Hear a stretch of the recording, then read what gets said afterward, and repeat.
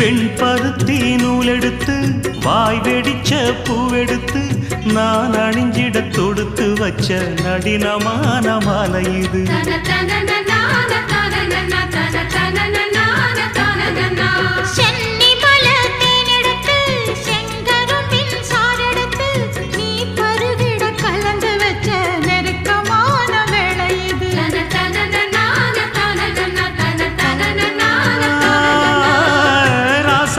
உடம்பிருக்கும் ரவிக்க துணி நானாக அன்னாடம் சூடி கொண்ட ஆசை வச்சாகாதா.